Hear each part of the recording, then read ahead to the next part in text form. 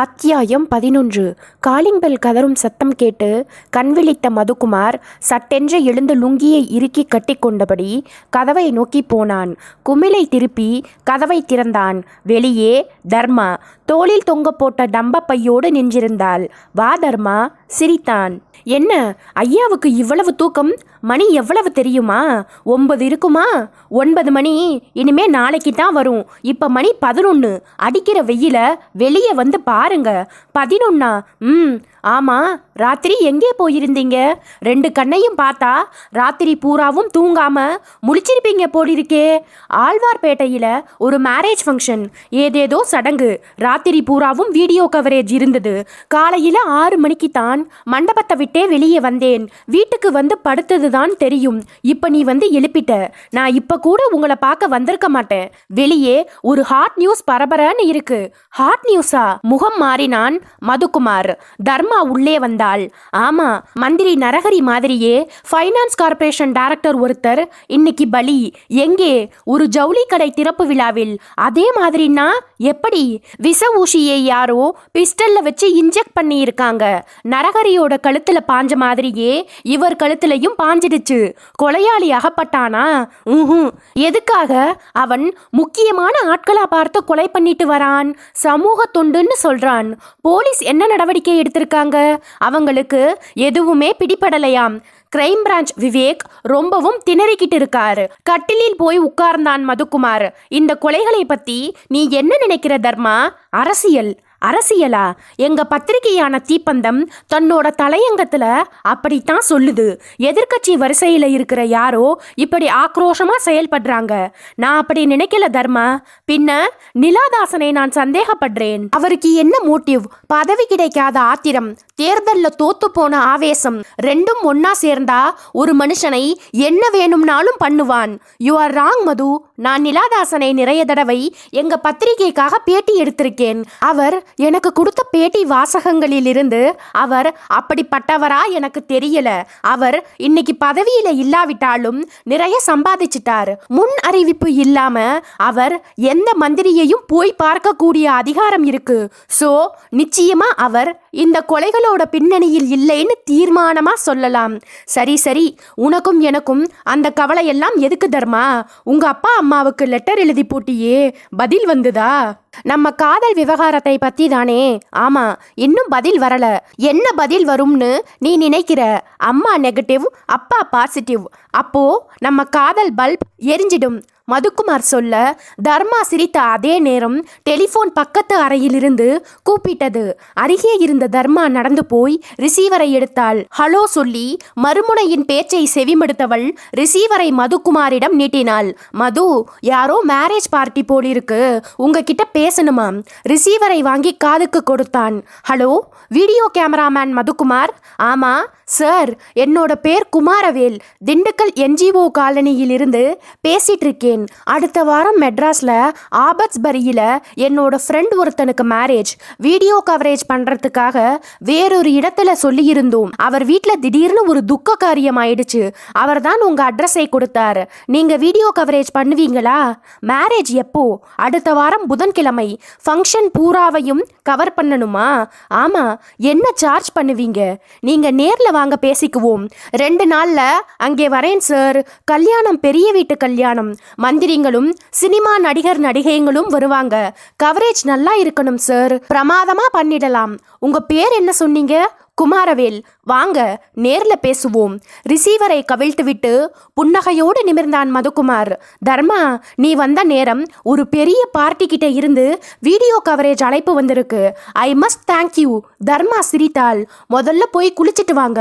ஒரு நல்ல ஹோட்டலுக்கு போய் காபி சாப்பிடுவோம். டவலை எடுத்து தோளில் போட்டபடி பாத்ரூமுக்குள் நுழைந்தான் மதுகுமார். அத்தியாயம் 12. நிலாதாசனின் பிரத்யோக அறை. இஸ்மாயில் சார் என்று பவ்யம் காட்டிய இஸ்மாயிலுக்கு 30 வயது இருக்கலாம். காப்பி பொடியும் கரித்தூளும் கலந்துவிட்ட மாதிரியான நிறம். இருக்கிற கண்களில் உறைந்த மாதிரியான சிவப்பு. ரேஷர் உழுது பல நாட்களான முகம். புடைத்த மாதிரியான மூக்கின் மேல் ஒரு அசிங்கமான மறு அதிக பிரசங்கித்தனமாய் உட்கார்ந்திருந்தது. கதவு மூடியிருக்கா? மூடியிருக்கு சார். நீலாதாசன் விஸ்கி ஏப்பம் ஒன்றை விட்டுவிட்டு மெல்லிய குரலில் கேட்டார். அன்னைக்கு அந்த மதுக்குமார் கிட்ட இருந்து நரஹரி ஃபங்க்ஷன் வீடியோ கவரேஜ் கேசட்டை தட்டிட்டு வந்தியே, டெக்ல போட்டு பாத்தியா? 7-8 தடவை போட்டு பார்த்துட்டேன் சார். கேசட் என்ன சொல்லுது? நம்ம ஆள் நாகராஜ் கேமராவுக்குள்ள சிக்கி இருக்கானா? 2 இடத்துல சிக்கி இருக்கான் சார். மேடை ஏற போறப்ப யாரோ தடுத்து நிறுத்துற சமயம் கேமரா அவனை நல்லாவே காட்டியிருக்கு. கேசட்டை என்ன பண்ணின? அப்பவே நெருப்புக்கு கொடுத்தாச்சு சார். அன்னைக்கு அந்த மதுக்குமாருக்கு உன்னை அடையாளம் தெரிஞ்சிருக்காதே? நிச்சயமா தெரிஞ்சிருக்காது சார். நான் போட்டிருந்த ட்ரெஸ்ஸும் மூஞ்சுக்கு கட்டி இருந்த கர்ச்சீப்பும் என்னை கண்டிப்பா அடையாளம் காட்டியிருக்காது. ஐஸ் கியூப் நீச்சல் அடித்த விஸ்கி டம்ளரை எடுத்து ஒரு வாய் சப்பிய நிலாதாசன் இடது கையால் பின்னந்தலையை தடவிக்கொண்டே கேட்டார். ஆச்சரியமா இல்லை இஸ்மாயில்? என்ன சார், நரஹரியை தீர்த்து கட்டுறதுக்காக நம்ம ஆள் நாகராஜை அனுப்பி வச்சோம். ஆனா நாகராஜ் முடிக்க வேண்டிய காரியத்தை வேற எவனோ பண்ணியிருக்கான். அதே மாதிரி சூரிய பிரகாஷையும் தீர்த்திருக்கான். யார் அவன்? என்னோட சந்தேகம் பூராவும் நரஹரியோட தம்பி வேங்கடஹரி மேல்தான் சார். அண்ணனோட சொத்துக்கு ஆசைப்பட்டு அவர்தான் ஆளை விட்டு தீர்த்திருக்கணும். நிலாதாசன் சிரித்தார். வேங்கடஹரியை பத்தி எனக்கு தெரியும் இஸ்மாயில். அவன் ஒரு கோழை. கொலை பண்ற அளவுக்கு எல்லாம் அவனுக்கு தைரியம் கிடையாது. வேற எவனோ நம்ம கட்சிக்குள்ள இருந்துகிட்டே இந்த வேலையெல்லாம் பண்ணியிருக்கான். நரஹரியை தீர்த்து கட்டினது நம்மை பொறுத்த வரைக்கும் சரி. சூரிய பிரகாஷ் என்ன தப்பு பண்ணினார்? அவரை எதுக்காக கொன்னான்? கொலை செய்யறதை சமூக தொண்டுன்னு போலீஸ்ல சொல்றானாம். கொலைகாரனை போலீஸ் அமுக்குற வரைக்கும் நம்ம நாகராஜை வெளியே விடாம பாத்துக்கணும் சார். அந்த மதுக்குமார் பார்த்துட்டானா போலீஸுக்கு தள்ளிட்டு போயிடுவான். சமயம் கிடைக்கிறப்ப அந்த மதுக்குமாரை இருட்டுல வச்சு அடையாளம் தெரியாதபடிக்கு 4 தட்டு தட்டி வைடா இஸ்மாயிலு. தட்டிடுறேன் சார். அத்தியாயம் 13. விவேக் குழப்பத்தில் இருந்தான். எதிரே இருந்த டிவி திரை செய்தி வாசிக்கும் பெண்ணை ரோஸ் நிற புடவை, ரோஸ் நிற பிளவுஸ், ரோஸ் நிற பாசிமணி, ரோஸ் நிற ஸ்டிக்கர் புட்டோடு காட்ட அவளை அவன் அஸ்வாரஸ்யமாய் பார்த்தான். ரூபலா டீ கோப்பையோடு வந்தாள். இந்தாங்க நீங்க கேட்ட மசாலா டீ. விவேக் ஏறிட்டான். ரூபி, அந்த டீயை அப்படி வச்சுட்டு உட்கார்ந்தாள். ஏதாவது அறுவை ஜோக் அடிச்சா எழுந்து போயிடுவேன். மாட்டேன், உட்கார். என்ன விஷயம் சொல்லுங்க. இந்த விஷ ஊசி கேஸை பத்தி நீ என்ன நினைக்கிற? இந்த அரசாங்கத்தால ஏமாற்றப்பட்ட ஒரு பேர்வழி தன்னோட ஆத்திரத்தை தணிச்சுக்கிறதுக்காக தனக்கு வேண்டாதவங்களை தீர்த்து கட்டிட்டு வரான். எல்லோரும் சொல்ற மாதிரியே நீயும் சொல்ற ரூபி. வித்தியாசமா நினைச்சு பாரேன். வேற எப்படியும் எனக்கு நினைக்க தோணல. கொலை பண்ணின பேர்வழிதான் ஒவ்வொரு கொலையை பண்ணின பின்னாடியும் ஏன் பண்ணினேன்னு புலிப்புரை தரானே. அதை நம்புற மாதிரி அவன் சொல்லல. அந்த டெலிபோன் குரல்ல ஒரு போலித்தனம் தெரியுது. வேணுமுன்னே குரலை யாரோ அழுத்தி பேசுற மாதிரி தெரியுது. சரி, டீ ஆறி போற மாதிரி தெரியுது. முதல்ல குடிங்க. ரூபலா டீ கப்பை எடுத்து நீட்டினாள். அதை வாங்கி உதட்டுக்கு கொடுத்த விவேக்கின் பார்வை டிவியின் மேல் படிந்தது. செய்தி வாசித்துக் கொண்டிருந்த பெண் எந்திரத்தனமாய் முகத்தில் உணர்ச்சி இல்லாமல் சொல்லிக் கொண்டிருந்தாள். டுனீஷியா ஜனாதிபதி பிராட்மனை ஒரு புரட்சிக்காரன் சுட முயன்றதில் குண்டு தவறி பாய்ந்து அருகில் இருந்த பாதுகாப்பு வீரர் மரணம். ஜனாதிபதி பிராட்மனை சுட முயன்ற சம்பவம் 2வது சம்பவமாகும். முதல் சம்பவம் போன மாதம் பிராட்மேன் ஏர்போர்ட்டில் நடந்து வந்தபோது பிரயாணி ஒருவர் மீது குண்டு பாய்ந்து அவர் காயமடைந்தார். பாதி குடித்துக் கொண்டிருந்த டீ கோப்பையை டக்கென்று கீழே வைத்தான் விவேக். ரூபலாவை விருட்டென்று திரும்பி பார்த்தான். ரூபலா ஆச்சரியமானாள். என்னாச்சு உங்களுக்கு? ரூபி, அந்த நியூஸை கேட்டியா? பரபரத்தான் விவேக். கேட்டேன். ஜனாதிபதி பிராட்மேனை யாரோ சுட முயற்சி பண்ணி 2 தடவை தப்பிச்சிட்டாராம். There you are. என்ன திடீர் சந்தோஷம். ரூபி, அந்த துனிஷியா ஜனாதிபதி நியூஸை நம்ம கேஸுக்கு கொண்டு வந்து அப்ளை பண்ணு. எப்படி? நம்ம கேஸ்ல மந்திரி நரஹரி செத்துருக்கார்.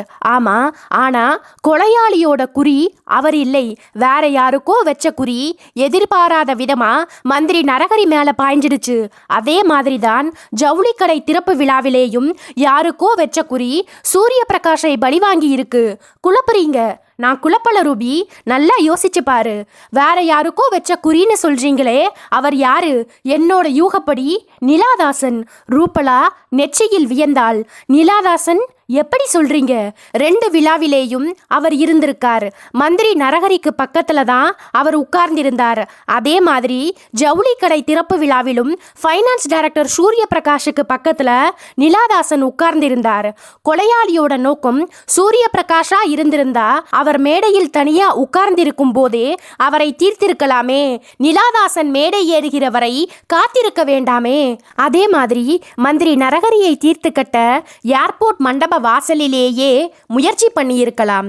மேடை வரைக்கும் வர வேண்டாமே. ரூபலா தலையாட்டினாள். அப்போ நிலாதாசனுக்கு வச்ச குறி தவறி போய் பக்கத்துல இருந்த ஆட்கள் மேல பாய்ந்திருக்கு. ஆமா, மேடைக்கு பின்புறமா உங்களுக்கு கிடைச்ச அந்த இன்ஜெக்ஷன் பிஸ்டல் வேணுமனே கொலையாளி போட்டுட்டு போயிருக்கணும்.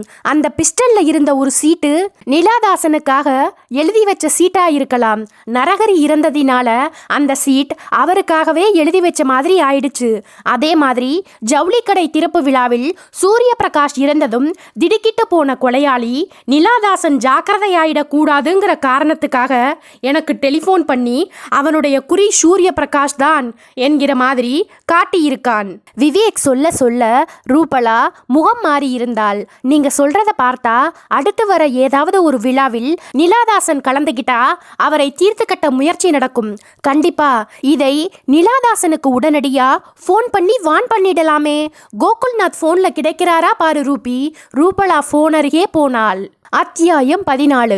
நிலாதாசன் தன் பொய்ப்பல் வரிசை தெரிய பகபகவென்று சிரித்தார். சிரித்துவிட்டு கேட்டார், என்ன தம்பி சொன்னீங்க? அது எனக்கு வச்ச குறியா? விவேக் ஆமாம் என்கிற மாதிரி தலையசைக்க கோகுல்நாத் சொன்னார், கொலையாளியை பிடிக்கிற வரைக்கும் நீங்க எந்த விழாவிலும் கலந்துக்காம இருக்கிறது நல்லது சார். உங்க நன்மைக்காக தான் சொல்றோம். எனக்காக வச்ச குறின்னு எப்படி அவ்வளவு தீர்க்கமா சொல்றீங்க? நிலாதாசன் கேட்டுவிட்டு டீப்பாயின் மேலிருந்த வெள்ளிச்சிமிலை எடுத்து அதில் இருந்த வாசனை பாக்கை கொஞ்சம் போல் எடுத்து வாய்க்குள் போட்டுக்கொண்டார். ஒரு ஊகம்தான் சார். உங்க ஊகம் தப்பு விவேக் தம்பி. என்னை எதுக்காக ஒருத்தன் கொல்லணும்? அப்படி எண்ணம் இருக்கிறவன் என்னோட வீட்டுக்கே வரலாமே. பொது இடத்துல ஒருத்தன் முயற்சி பண்றது ரொம்பவும் சுலபம் சார். கும்பலுக்கு மத்தியில் எங்கேயாவது ஒளிஞ்சு நின்று சுட்டுட்டு கும்பலோடு கும்பலா கலந்து தப்பிச்சிடலாம். என்னை ஒருத்தன் கொல்றதுன்னா இனிமே பிறந்துதான் வரணும். உங்க தைரியம் எங்களுக்கு தெரியும் சார். இருந்தாலும் நீங்க கொஞ்சம் ஜாக்கிரதையா இருக்கணும். பொது விழாக்களில் கலந்துக்கிறதை தவிர்க்கணும். மன்னிக்கணும் இன்ஸ்பெக்டர். நான் சார்ந்திருக்கிற கட்சி கோழைகளின் கட்சி இல்லை. இந்த சமுதாயத்துக்கு உழைக்கவே இந்த உடம்பு இருக்கு. அப்படி யாருக்காவது என் உயிர் தேவைப்பட்டா எடுத்துக்கிட்டு போகட்டுமே. ப்ளீஸ், ஒரு வாரம் 10 நாளைக்கு எந்த விழாவிலும் கலந்துக்காம இருங்க. நாங்க அதுக்குள்ள ஆளை அமுக்கிடுறோம். நாளை கழிச்சு மறுநாள் ஆபஸ்பரியில் ஒரு கல்யாணம். நான் அந்த கல்யாணத்துல கண்டிப்பா கலந்துகிட்டே ஆகணும். மேடையில் மணமக்களை வாழ்த்தி பேசியாகணும். யாரோட மேரேஜ்? ஆட்சி குரல் பத்திரிகையாளர் புண்ணியகோடியின் மகளுக்கு கல்யாணம். மினிஸ்டர்ஸ், சினிமா நடிகர் நடிகைங்க எல்லோருமே வராங்க. நான் போகாம இருக்க முடியுமா? புண்ணியகோடி எனக்கு நெருங்கின சிநேகிதர். வாழ்த்துறை எத்தனை மணிக்கு? காலையில 8 மணிக்கு. நீங்க எத்தனை மணிக்கு போவீங்க? 10 நிமிஷத்துக்கு முன்னாடி. போலீஸ் உங்களுக்கு பாதுகாப்பா வரும். நான் பயப்படல. இந்த பாதுகாப்பு ஏற்பாடு வெளியே யாருக்கும் தெரியாது. ரகசியமா இருக்கும்.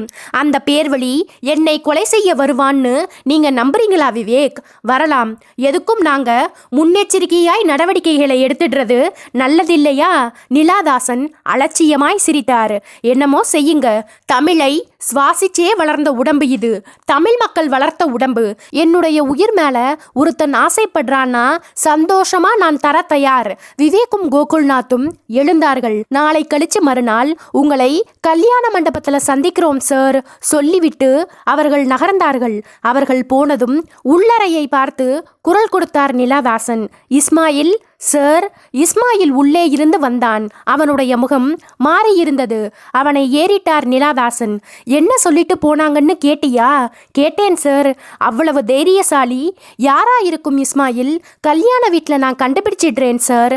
நான் போலீஸ் கிட்ட தைரியமா பேசி அனுப்பிட்டேனே தவிர மனசுக்குள்ள ஒரே கலக்கமா இருக்கு. கல்யாண வீட்டில் எனக்கு பின்னாடியே வா. எவனாவது சந்தேகப்படுற மாதிரி தெரிஞ்சா போலீஸ் கையில சொல்லிடு. சரி சார். அத்தியாயம் 15. புதன்கிழமை ஆபஸ்பரி. காலை 7 மணி. மண்டபத்துக்கு வெளியே கார்கள் ஏராளமாய் மொய்த்திருக்க மண்டபத்துக்குள்ளே நாதஸ்வரம் இழைந்து கொண்டிருந்தது. கோகுல்நாத் யூனிஃபார்மை தவிர்த்துவிட்டு வெள்ளை வேஷ்டி ஷர்ட்டில் வாசல் முகப்பில் நின்றிருந்தார். கிரைம் பிரான்ச்சை சேர்ந்த 4-5 பேர் கல்யாண வீட்டு பேர்வழிகளைப் போல் மண்டபத்துக்குள்ளே திணிந்து சந்தேகப்பட்ட நபர்களை சோதித்து கொண்டிருந்தார்கள். டிஎஸ்பி கோகுல்நாத்தை நெருங்கினார். Mister Gokulnath. Yes sir. Vivek எத்தனை மணிக்கு வருவார்? ஒரு 10 நிமிஷத்துல வந்துடுவார் சார். இந்த தடவை ஆசாமியை நாம தப்பவிட்டா டிபார்ட்மெண்ட் கலகலத்து போகும். ஆளை பிடிச்சிடலாம் சார். கோகுல்நாத் சொல்லிக் கொண்டிருக்கும் போதே டிஎஸ்பி நகர்ந்து போக அந்த ஆட்டோ படபடவென்ற சத்தத்தோடு மண்டபத்தின் வாசலில் வந்து நின்றது. கேமராவை மார்போடு அணைத்தபடி ஆட்டோவினின்றும் கீழே இறங்கினான் மதுக்குமார். டிரைவருக்கு பணத்தை கொடுத்துவிட்டு கேமராவோடு வாசலை நோக்கி நடந்தான். மஃப்டியில் இருந்த கோகுல்நாத்தை அடையாளம் தெரிந்து கொண்டு புன்னகைத்தான். Good morning sir. ஓ மதுக்குமார், இந்த கல்யாண வீட்டுக்கு நீங்க தான் வீடியோ கவரேஜா? ஆமா சார். துல்லியமா கவர் பண்ணுங்க. இன்னைக்கும் இங்கே ஏதாவது அசம்பாவிதம் நடக்கலாம். நீங்க அன்னைக்கு பார்த்த ஆசாமி மண்டபத்துல இருந்தா இமீடியட்டா எனக்கு தகவல் கொடுங்க. Yes sir. மதுக்குமார் கேமராவோடு உள்ளே போனான். அத்தியாயம் 16. ஹோண்டாவின் இடுப்பை உதைத்தான் விவேக். மணி 7:05. ரூபலா வாசலில் நின்று கையசைத்தாள். சொன்னாள், வரப்ப சிரிச்சிட்டே வாங்க. ஹோண்டா வீட்டை கடந்து ரோட்டை அடைந்தது. சென்னையின் காலை நேர ரோடுகள் கடற்காற்றின் உதவியோடு ஜில்லிப்பா இருக்க ஆட்கள் இன்னமும் வீடுகளில் போர்வைகளிலும் குளியலறைகளிலும் பல் தேய்ப்புகளிலும் இருந்தார்கள். விவேக்கின் மனசுக்குள் நிலாதாசன் கவலையாய் உட்கார்ந்திருந்தார். என்னுடைய கணிப்பு சரியாக இருந்தால் அந்த பேர்வழி நிலாதாசனுக்காக கண்டிப்பாய் வருவான். அந்த வளைவை திரும்பி மவுண்ட் ரோட்டின் ஏகாந்த பரப்பில் ஆக்சிலேட்டரை முறுக்கிய போது ஹோண்டா சட் சட் என்று 4-5 முறை உடம்பை உதறியது. என்னாச்சு? யோசிப்பதற்குள் மூளை சொன்னது, பெட்ரோல் ரிசர்வில் விழுந்திருக்கும். ஹோண்டாவுக்கு பெட்ரோல் புகட்டி 4-5 நாட்கள் ஆகியிருக்கும்.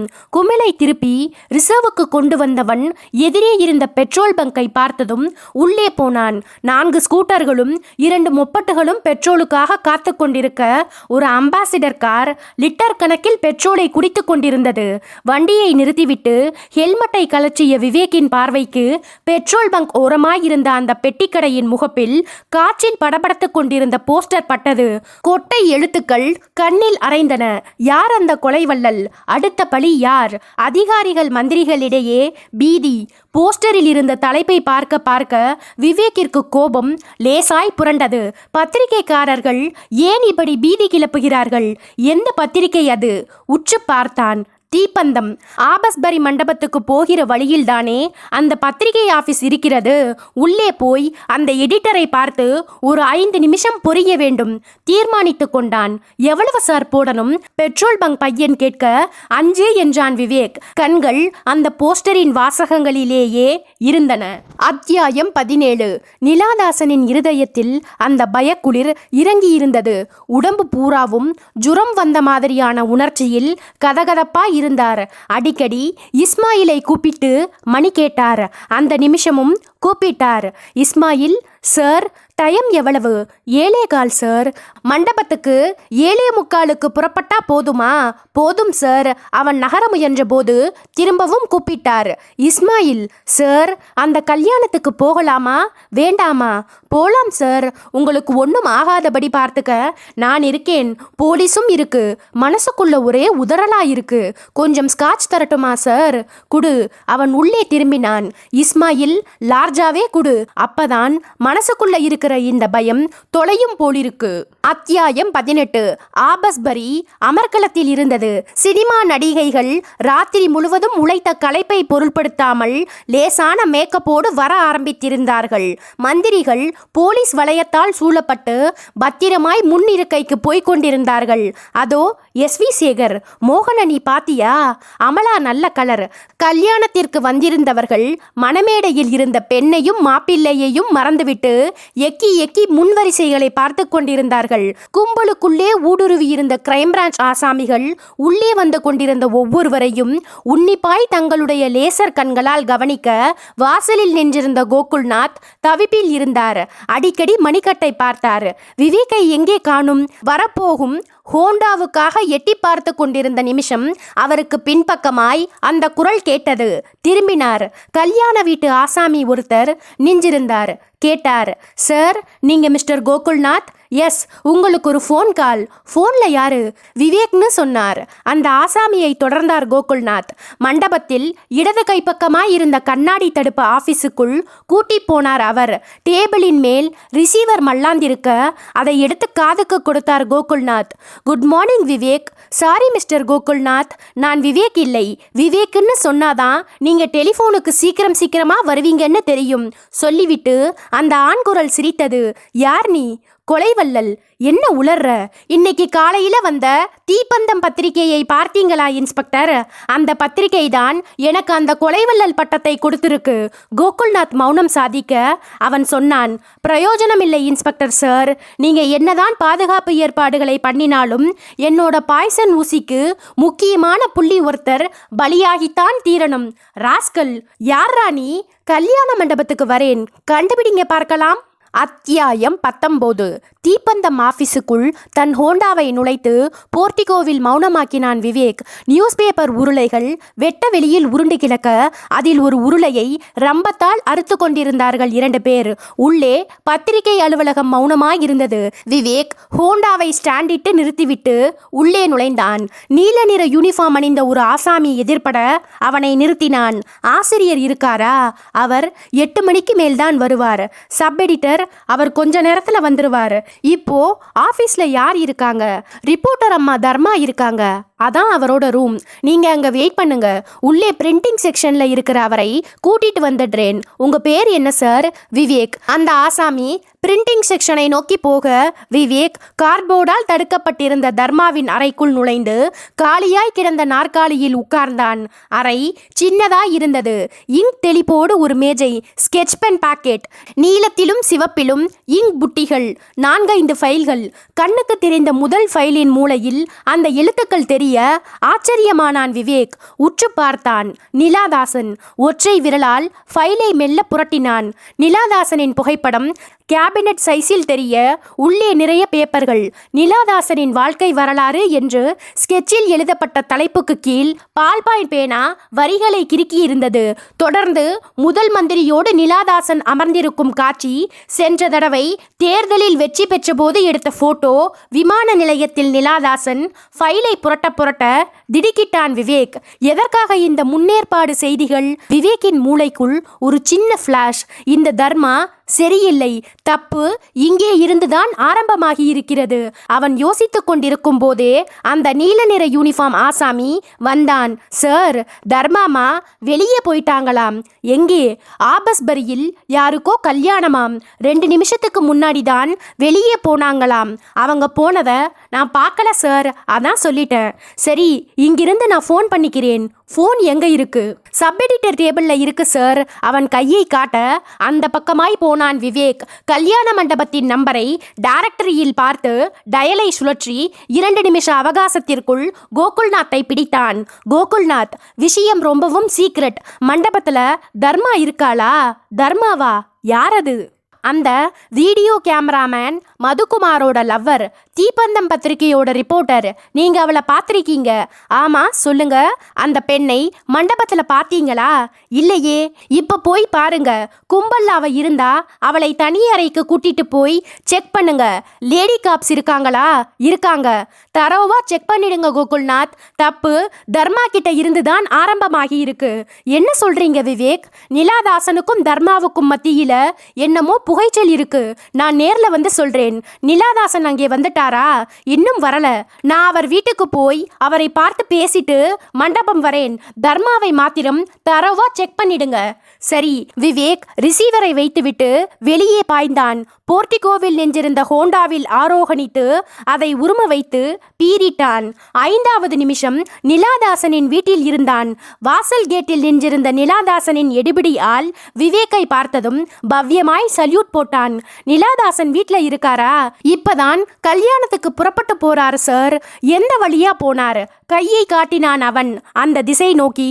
ஹோண்டாவை திருப்பினான் விவேக். ஹோண்டா அவனுடைய அவசரத்தை உணர்ந்த மாதிரி சூப்பர் சானிக்காய் பறந்து தார் ரோட்டில் தீப்பொறிகளை பறக்க விட்டது. நிலாதாசனின் கார் கண்ணில் படுகிறதா பார்வையை எட்டின வரைக்கும் போட்டான் விவேக். அத்தியாயம் 20. இஸ்மாயில் காரை ஓட்டிக் கொண்டிருக்க அருகே நிலாதாசன் உட்கார்ந்திருந்தார். இருதயம் ஏராளமான துடிப்பில் இருந்தது. ஆபத்து காத்திருக்கிறது என்று தெரிந்தும் மண்டபம் போகிறோமே சரியா? அந்த கும்பலில் எந்த திசையிலிருந்து வேண்டுமானாலும் விச ஊசி பறந்து வந்து என் கழுத்தில் பாயலாமே. அவருடைய மூளையின் செல்கள் பயத்தோடு யோசித்துக் கொண்டிருக்கும் போதே வேகமாய் போய்கொண்டிருந்த காரின் வேகம் படிப்படியாய் குறைந்தது. என்ன இஸ்மாயில்? சார், அந்த தர்மா பொண்ணு பஸ் ஸ்டாப்பில் நின்னுக்கிட்டு லிஃப்ட் கேக்குது. காரை நிறுத்தட்டுமா?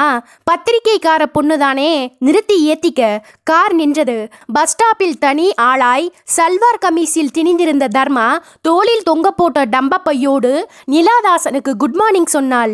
என்னம்மா, நீயும் கல்யாணத்துக்கா? ஆமா சார், அரை மணி நேரமா பஸ்ஸுக்காக வெயிட் பண்ணிக்கிச்சிக்கேன். பாலா போன பஸ் வரவே இல்லை. சரி ஏறம்மா. காரின் கதவை திறந்து கொண்டு பின் சீட்டுக்கு போனாள் தர்மா. கார் நகர்ந்தது. நிலாதாசன் திரும்பி பார்த்து கேட்டார், உன் கூடவே எப்பவும் சுத்திட்டு இருப்பாரே அந்த மதுக்குமார், அவர் வரலையா? அவர் முன்னாடியே போயிட்டார். அவர்தான் வீடியோ கவரேஜ் பண்றார். ரொம்பவும் பயந்த சுபாவ பையன். கார் ஆபஸ்பரி போகும் பாதையில் திரும்ப எத்தனித்த போது தர்மா மெல்லிய குரலில் இஸ்மாயிலிடம் சொன்னாள், சார், காரை பக்கத்து ரோட்டு வழியா திருப்பிக்கிட்டு போலாமே. அங்கே இருக்க பார்மசியில் ஒரு மருந்து வாங்கணும். இஸ்மாயில் எரிச்சலோடு காரை பக்கத்து ரோட்டுக்கு விரட்டினான். அந்த ரோட்டில் திரும்பின அதே நிமிஷம் இஸ்மாயிலின் பின்னங்கழுத்தில் என்னவோ ஜில்லிப்பாய் ஊர்ந்தது. சரக்கென்று திரும்பினான். தர்மாவின் கையில் இருந்த பிஸ்டல் தன் இரும்பு உதடுகளால் இஸ்மாயிலின் பின்னங்கழுத்தை முத்தமிட்டு கொண்டிருந்தது. ஏய், என்ன இது? இஸ்மாயிலின் முகம் இருட்டுக்கு போக நிலாதாசன் சுவாசிக்க திணறினார். தர்மா புன்னகைத்துவிட்டு சொன்னாள், இதுக்கு பேரு பிஸ்டல். நீ பார்த்ததில்லையா இஸ்மாயில்? அவன் நெருப்பு மாதிரி அவஸ்தையாய் எச்சில் விழுங்கினான். உருமினாள் தர்மா. இஸ்மாயில், நீ காரை எங்கேயும் நிறுத்தக்கூடாது. நிறுத்த முயற்சி பண்ணினா அடுத்த நிமிஷமே இந்த இன்ஜெக்ஷன் பிஸ்டல்ல இருக்கிற விஷ ஊசி உன்னோட கழுத்துல பாய்ஞ்சிடும். மிஸ்டர் நிலாதாசன், உங்களுக்கும் சேர்த்துதான் சொல்றேன். நீங்க தப்பிக்க முயற்சி பண்ணி கொஞ்சம் அசைஞ்சாலும் போதும், என்னோட பிஸ்டலுக்கு தெரிஞ்சிடும். நிலாதாசன் திரும்பி பார்த்தார். எதுக்கம்மா இப்படியெல்லாம் பண்ற? உனக்கு என்ன வேணும்? நான் கேட்கிறதை உங்களால தர முடியுமா மிஸ்டர் நிலாதாசன்? சொல்லுமா, உங்க உயிர் எனக்கு வேணும். நிலாதாசனின் கண்களில் பயம் உறைந்து போயிற்று. தர்மா தொடர்ந்தாள், இன்னைக்கு கல்யாண மண்டபத்துல தான் உங்க உயிரை எடுக்கணும்னு நினைச்சிட்டு இருந்தேன். ஆனா குறி தவறிடுமோன்னு மனசுக்குள்ள ஒரு சின்ன பயம். உங்களுக்கு ஆயுசு கொஞ்சம் கெட்டி மிஸ்டர் நிலாதாசன். முதல் தடவையா உங்களை பார்த்து சுட்டப்ப குறி தவறி மந்திரி நரகரி மண்டையை போட்டார். ஜவுளிக்கடை விழாவில நான் சுடுற நேரம் பார்த்து நாற்காலி மாறினதால சூரிய பிரகாஷ் செத்தார். அந்த நிலைமை இனிமே யாருக்கும் வரக்கூடாதுங்கிறதுக்காக தான் காரை மறிச்சு லிஃப்ட் கேட்டேன். நிலாதாசன் குரல் திணற கேட்டார், என்னை கொல்ற அளவுக்கு என் மேல உனக்கு என்னம்மா வெறுப்பு? சொல்றேன் என்றவள் இஸ்மாயிலின் கழுத்தில் பிஸ்டலை அழுத்தி கொண்டே சொன்னாள். இஸ்மாயில், மறுபடியும் உன்னை வான் பண்றேன். காரை எங்கேயும் நிறுத்தக்கூடாது. போயிட்டே இருக்கணும். சிட்டியில சுத்தாத. மெட்ராஸ் தாண்டி அவுட்டர் போயிடு. இஸ்மாயில் நடுங்கும் கைகளோடு காரை விரட்டினான். தர்மா நிலாதாசனிடம் திரும்பினாள். என்ன கேட்டீங்க நிலாதாசன்? உங்க மேல எனக்கு என்ன வெறுப்புன்னா சொல்றேன். அதுக்கு முன்னாடி ஒரு நிமிஷம் இந்த போட்டோவை பார்க்குறீங்களா?